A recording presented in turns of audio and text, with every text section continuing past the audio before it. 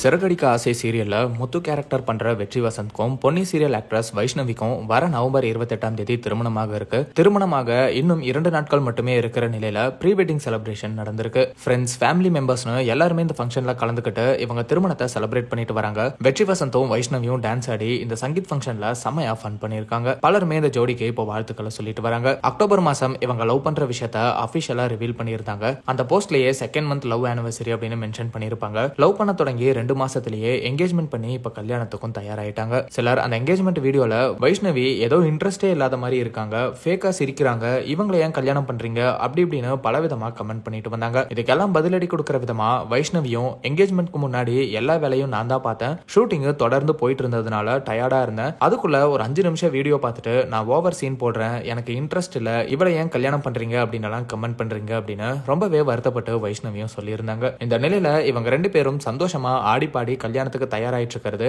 Negative comments பண்ற எல்லாத்துக்குமே பதிலடி கொடுக்கிற விதமா இருக்குன்னு அவங்க ஃபேன்ஸுமே பேசிட்டு வராங்க. ட்ரெண்ட் டாக் சார்பா வெற்றி வசந்த் மற்றும் வைஷ்ணவிக்கு எங்களோட வாழ்த்துக்களை சொல்லிக்கிறோம்.